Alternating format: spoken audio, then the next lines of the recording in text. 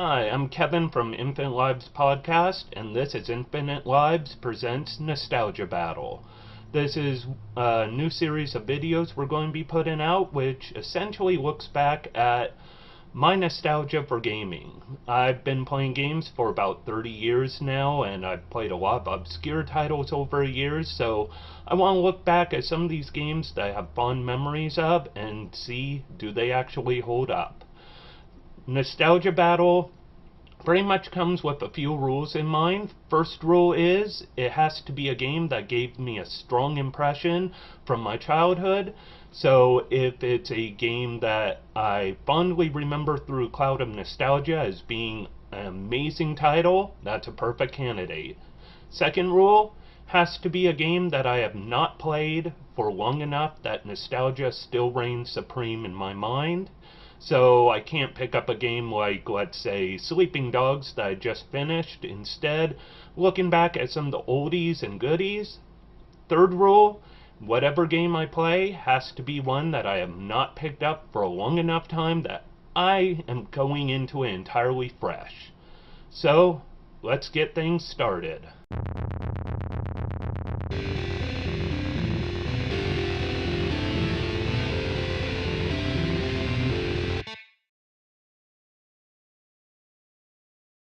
First up on Nostalgia Battle is Guardian War for the 3DO. I remember this game as being a great example of a strategy role-playing game, sort of in the vein of Shining Force, on a system that, well, to put it bluntly, 3DO was known for having a nice big steaming pile of crap for its game library. 3DO pretty much gave about the worst possible gaming options out there for being a system that would cost between $600 to $700 depending on which company you got the 3DO from, either Gold Star or Panasonic. So what I remember from Guardian War is this is a great example of good visuals, especially at the time. I mean, the game has a 1993 trademark on the back of the package, so that should sort of tell you when this game was from. But it had a real easy learn system, really smooth controls, and I want to say it pretty much was a great time sink. A great game just sink a bunch of your time into and completely lose yourself in it. However, looking at what's presented, I mean, you could argue the visuals aren't all that good, and apparently even though it's from the 90s, she right there says is from the 80s, from the hair metal days of Nelson and all of the other Winger, all the worst of the bands. So, enough with this intro, let's get the game rolling. I'm going to play this with limited cuts, so we're just going to see the game as it is. I've heard too often in my life the garbage of how games, are good after you play for 15 hours or 5 hours or something like that. Truth be told, a game sinks you in the first hour. First few minutes, in fact. If a game can't capture me that quickly, then it's not worth playing. These saves you see are from about 12 or so years ago. I have not touched this game until today, and let's get this rolling. One downside of the game is it does put you through a bit of dialogue at the start. This world is at the point of great crisis.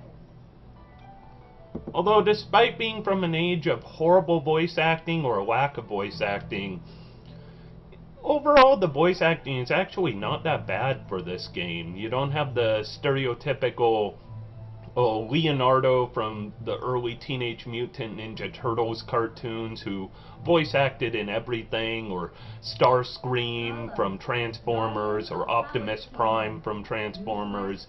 You actually get some somewhat decent of voice acting for the day and age. I mean, this was back when voice acting in a game was not considered a important career or job choice. Now, unfortunately, you can't skip all of this, so pretty much you're treated to the game in a little bit of slow glory. And of course, being an early CD game, horrible load times, but hey, you get that good butt rock metal sound.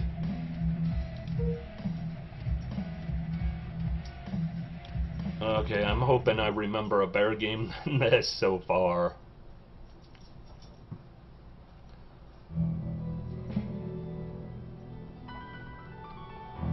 Of course, any role-playing game, you know, be it from the olden days or from now, you do always get a nice little build-up going on. Like I said, I'm going to try and do limited cuts on this video. If I feel it's dragging too much, I may just jump around a little bit, but I want to give the real honest opinion. I think it'd say that's my priestly golem. Probably the healer of the group. Like I said, want to play a game from long ago, so I honestly do not even remember much about the beginning of this game.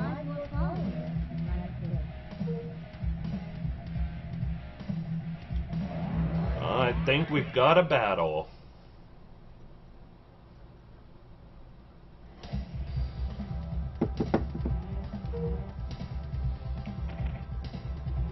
Okay.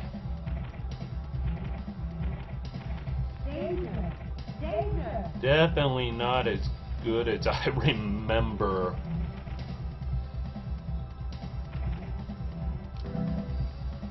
Alright, let's have Knight slash my giant skeleton enemy.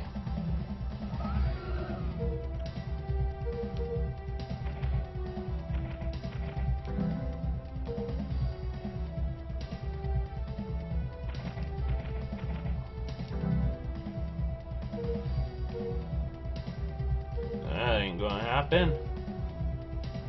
Ah.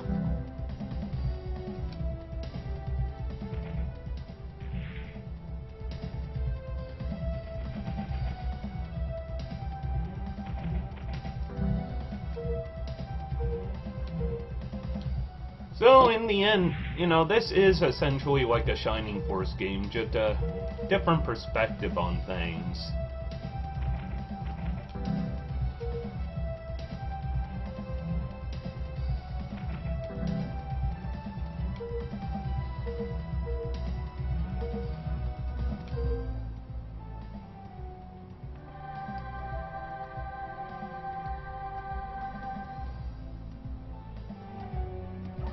See, one nice thing, though, that Shining Force seemed to always fail on is giving your cleric character an actual ability to be useful in a battle besides just healing the enemy, or healing your allies. Guess there is no real concept of flanking in this game, though. And for its time, this whole idea of, rotating cameras, it's actually pretty innovative. And it's actually handled pretty well despite the barren landscapes you have in front of you. I mean, truth be told, I could actually play this game all day and have some fun with it. At least from what I'm seeing so far. At least you're given the opportunity to rotate the camera freely. And I think Mario is going to want his cactuses back.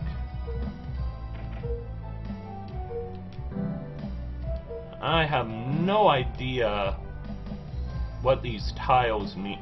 Oh, apparently these tiles are healing spots.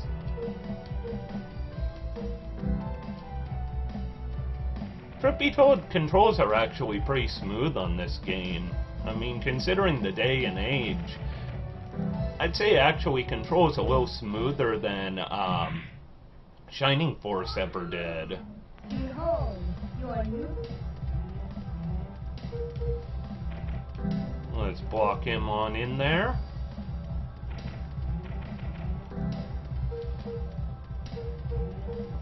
try and get a level for my cleric while I'm at this.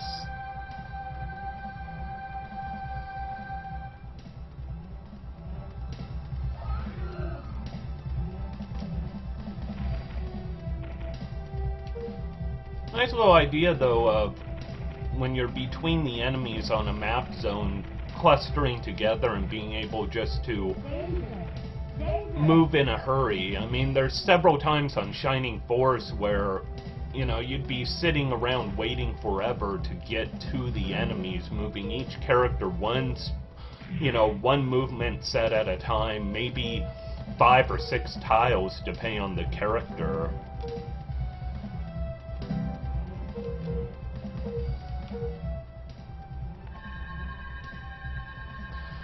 I'm playing this, I should probably keep an eye on the magic points for, guess my priest actually has a good amount of magic points, so who cares? Might as well just rain through them. I think my priest may have to lay smack down on one of these guys.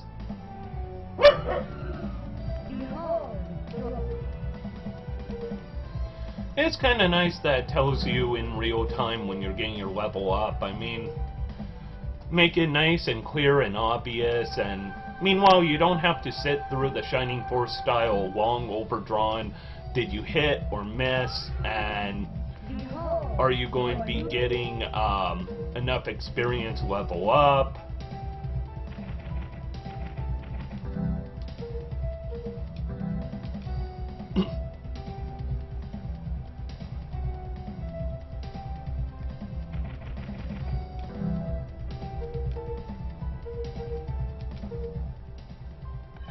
I mean, truth be told, this is actually a real smooth game. In fact,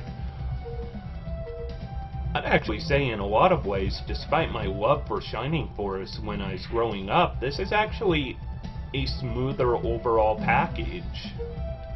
They're giving you a nice chance to just get on with life.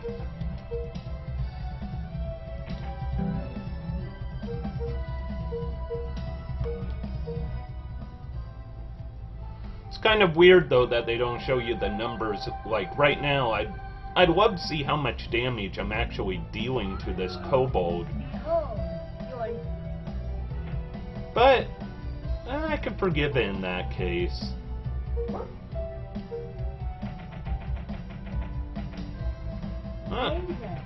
Danger. First time see treasures on battlefield.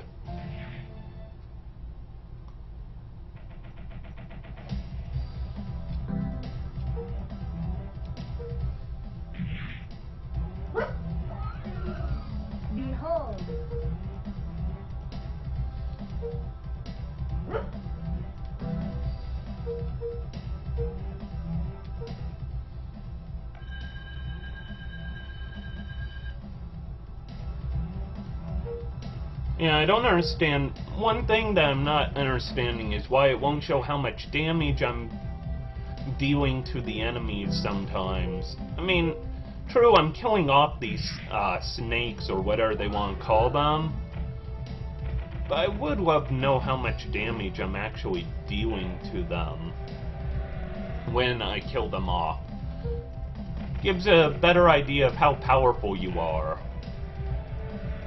and whether you're ready to take on the bad guys or not. Well, let's see what I've got. Typical healing items.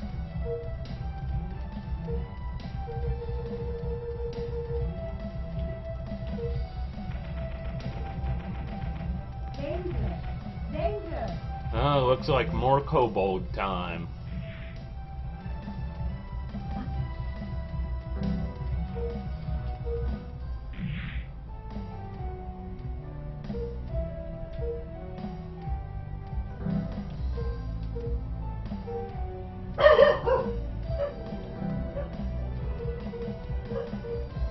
And let's lay this guy down to waste.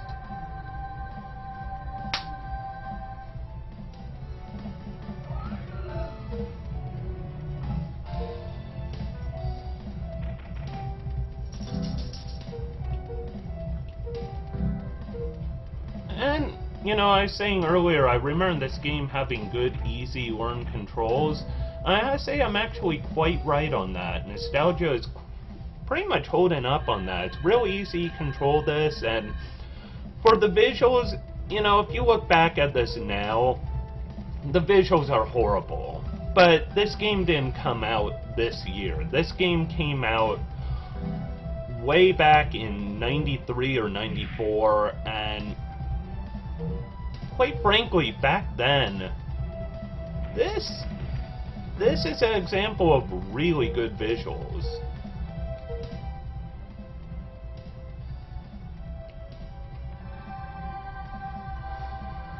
And like I said, I am loving the fact that my cleric is useful in battle, not just when healing's needed, but my cleric can flat out, you know, lay waste to these enemies. You don't see that too often with a lot of the Shining Force era games, or even, you know, even the modern ones.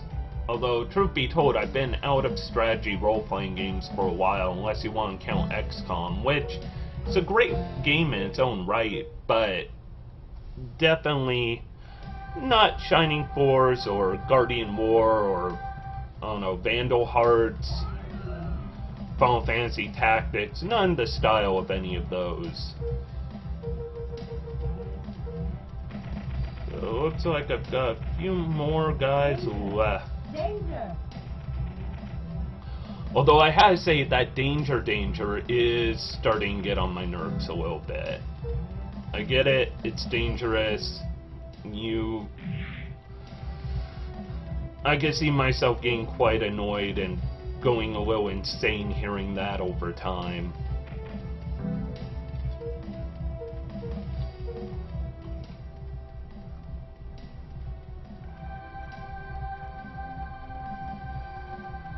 Suppose, though, that's true sign of if voice acting is good or not is not as much. Well, alright, come on. It's not as much is voice acting good or bad based off of if it's actually good or bad, but how annoying it gets. I mean, for example, you have a lot of games like, pretty much any TV licensed game, like South Park or Family Guy style games, where, quite frankly, it is annoying to hear repeated lines from a TV show, no matter how much you may like the show or hate it. When you keep hearing the same lines over and over, eventually, good or bad voice acting, that's enough to just drive you insane. Man, this is completely different from a good old Shining Force style game, because, quite frankly, my cleric is kicking ass on this. I mean, who needs the... Oh.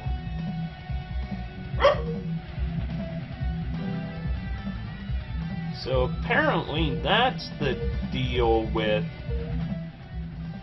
those squares. I can't use magic while I'm in them. So one thing that'd be helpful is to actually know that type of thing.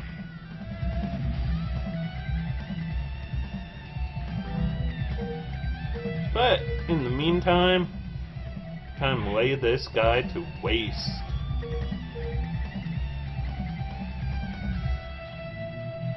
Now, one thing I definitely don't remember is simple matter of what happens when your party leader dies, or when anyone dies.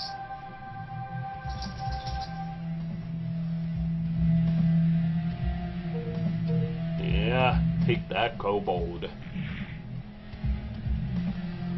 Because I admit, one of my biggest pet peeves with a lot of games that come out in recent times is any game where if your party leader dies, your party is laid to waste. I mean, it doesn't make for a fun situation, it just makes for frustration and annoyance. On a note of frustration and annoyance, I do have to say this is a little bit easier than I'd like, but at the same time it is first stage, so I mean it's essentially tutorial stage.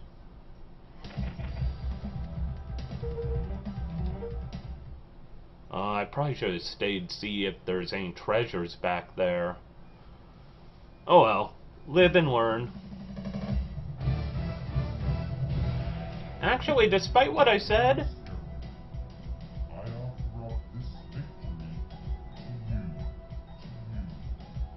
wow. Despite what I said, the load times are actually pretty good on this.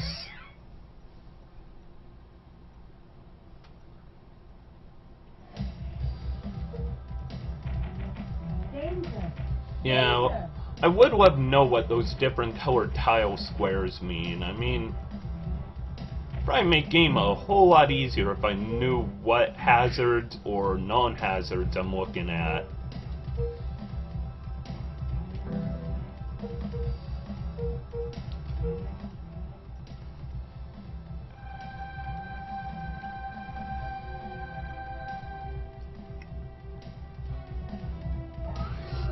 Definitely gotta say, this is the only game I could remember playing where I actually thought the knight character is a worse fighter than the cleric. They do love, though, their rainbow colors. I do like the fact that my character is named Pumpkin. No choice rename, you are Pumpkin. I guess that explains why my saves from 12 years ago are all named Pumpkin. I just assumed I must have played it during a real weird time in my life.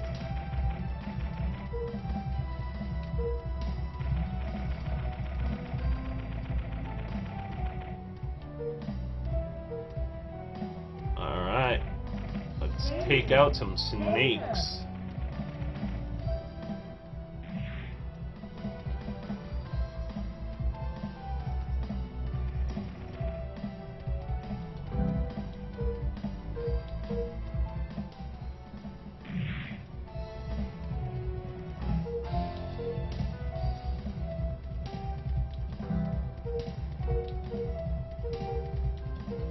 I'd love to have the option, though, select that third spell of his, know what it even is. Of course, maybe outside of this in the menus I can actually see what these abilities are. Let's take a look.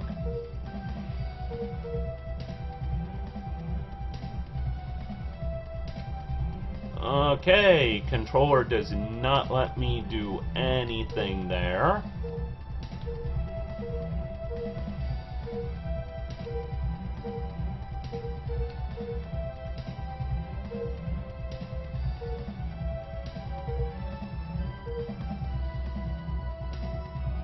Oh, let's see how this goes. If I could speed this up.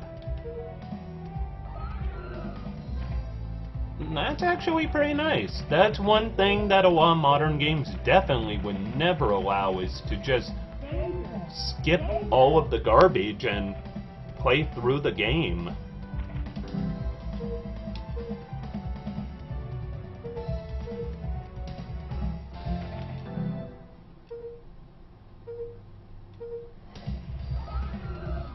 Probably should have healed my knight.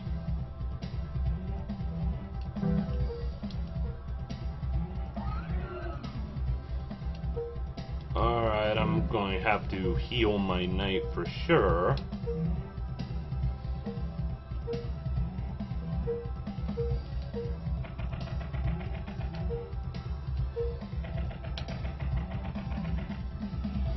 Danger. Danger.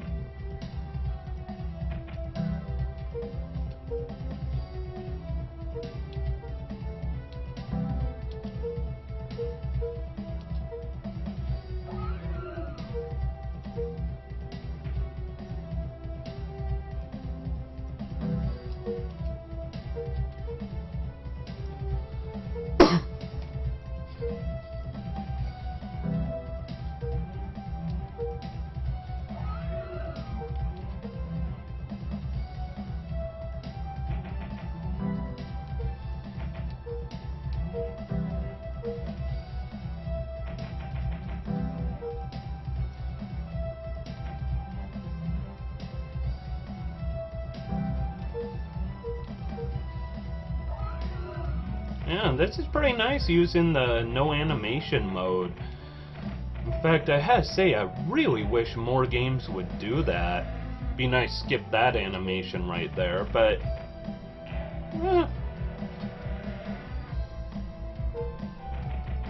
I can be pretty happy with skipping those animations.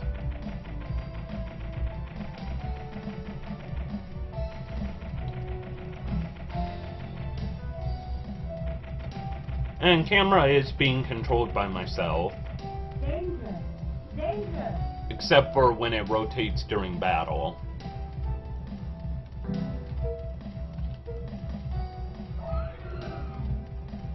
Behold your new power. Hope he has some new powers, because feels like he's kind of lacking in powers. Behold. I mean, having Slash is nice and all, but I could probably use something, I don't know, useful. I mean, he does have 37 magic points, and absolutely no use for those magic points.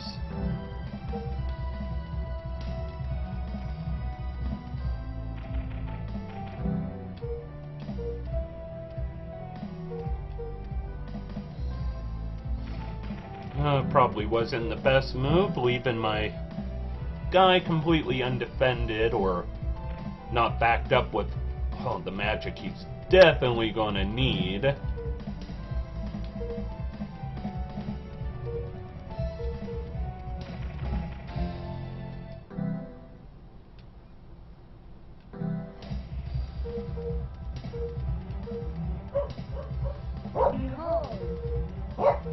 At least his healing seems to be getting quite a bit better.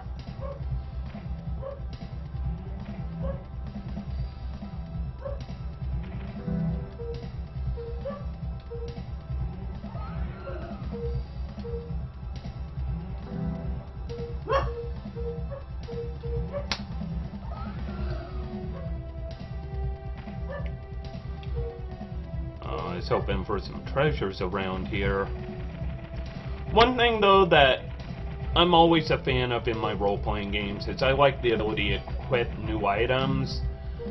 And judging from the status screens, I don't see the ability to equip coming up anywhere in my future.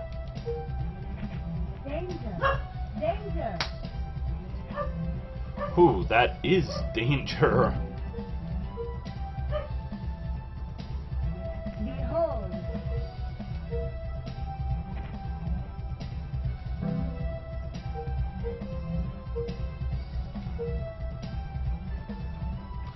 Well, I think I stepped in this one a little bit wrong.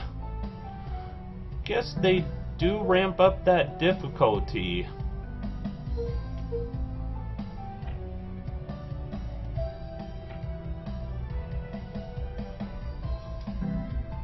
Oh boy, are they ramping up that difficulty.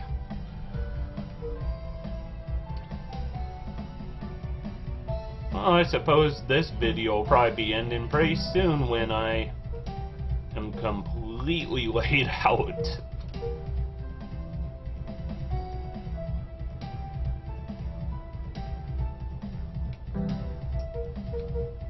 Well, as long as my healer has... Oh, he's almost out magic points.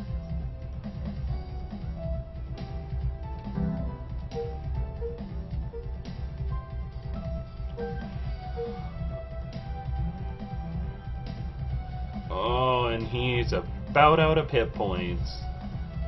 So I suppose that's... I should probably have a little more strategy involved when I'm playing this game. Of course, it's easier to strategize when you're not talking during the game, trying to explain what you're thinking and going through and all of that fun stuff.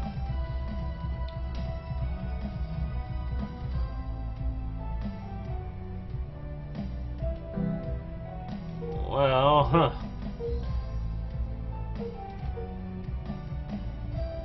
suppose if I kill this tiger, Shouldn't be too bad from here on out.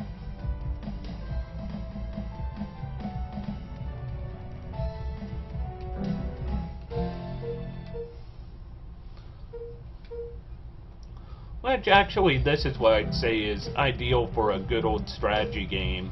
Is you want something where you have a little bit of a challenge, but at the same time, even when the odds are stacked against you, you can actually still know you have a chance to come out on top.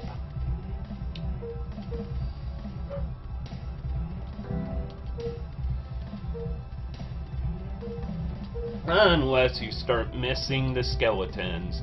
I don't know how you can miss something that big. I mean, the enemies are twice your size.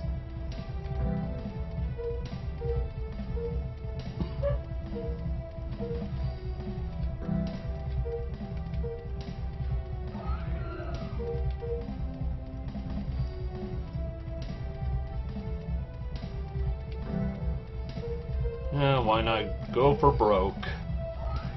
In terms of magic points, that is. Now, this time, let's see if the game is nice enough. Yeah, that's what I should have done last time.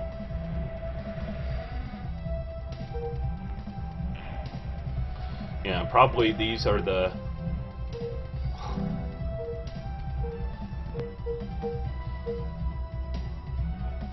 So I guess there is equipment. See, nostalgia is a great thing, but sometimes you miss out on the finer details. Like, I always assumed,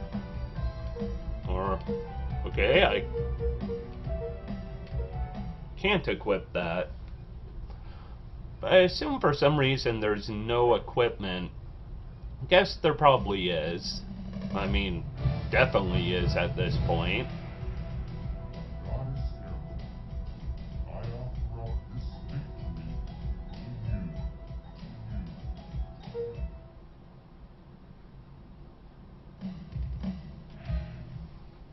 And here I should pick up another Hello. How may I help you? another guy for my party, I thought. This has become a terrible world to live in, but business is business.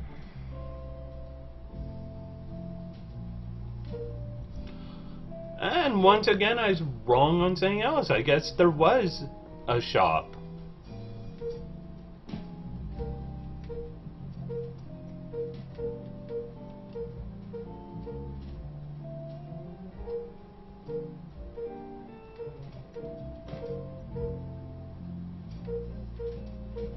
Heal the acid burn. I usually call that Tums or Mylanta or whatever.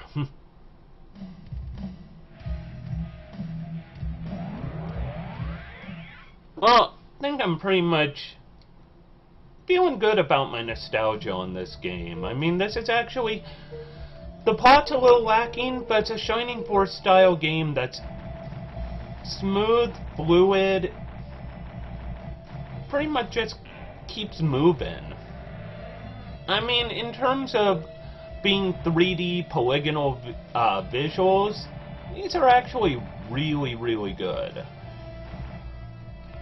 Especially for the age. This was a time back before 3D and polygons really had a home in home video games.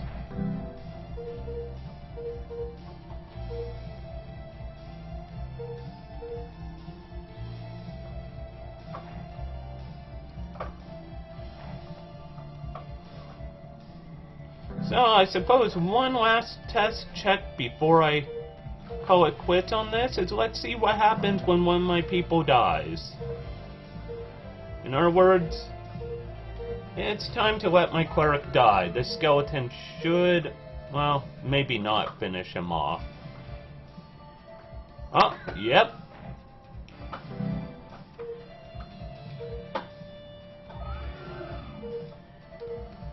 Because even though it's saying none of us like to see game over screens are an important part of games,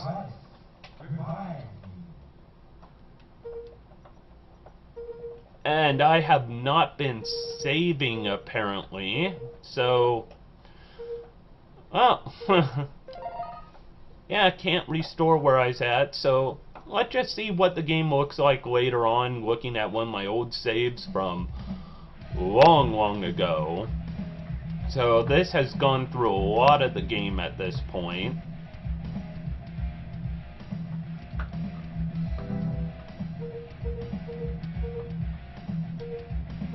So of course I could have used save option right there, but live and learn. As you go through the game, you end up getting a lot more characters join your party. I mean, at this point I have 5 guys in my party. Good old Pumpkin and Clay, and then Iron, who is a ninja master, a sage, and a dark shaman. Material, who is also a master shaman, ninja master, and he's a priest. Solid, the assassin priest Neptune, which I'm assuming is sort of a, I don't know, think merman type of thing.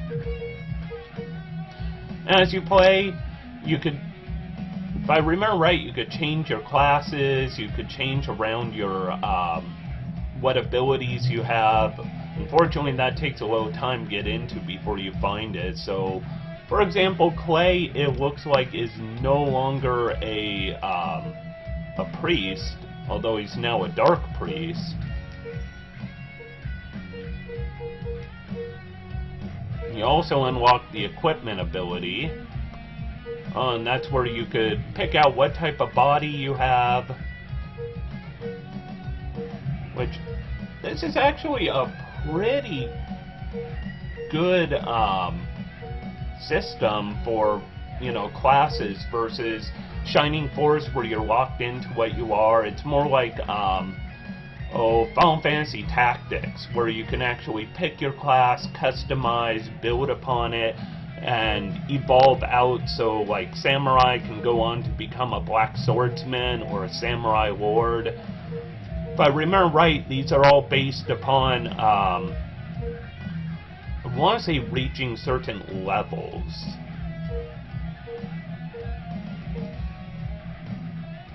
But over time you could pick up different weapons, you could get different defense, different items, defense being miscellaneous armor or shields or what have you. Or I guess it looks like just shields. But yeah, this game actually, looking back on nostalgia, held up true. So I'd say for question of my gaming experience versus nostalgia, nostalgia wins on this. It's almost impossible to find this game anywhere, but if you know somebody has a 3DO and a crazy old library of games, I say pick this one up. In fact, I may end up having played through this game again.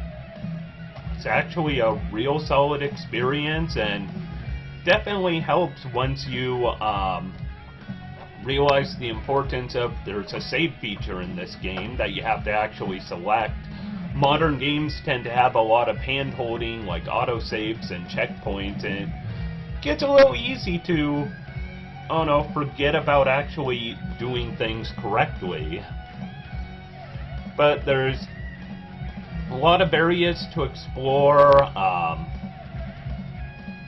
Looks like hidden routes, side areas. You don't need to finish every battlefield you come across. You could skip some, although I'm willing to bet with how good this game is, probably some good things hidden away if you go through them. So anyways, my verdict, nostalgia wins on this. This Guardian Warfare 3DO is an amazing game. It's held up through the years. I could see a game a lot like this on the 3DS or DS, and even on PC through Steam off of like Greenlight. I could see something of this quality holding up over the years.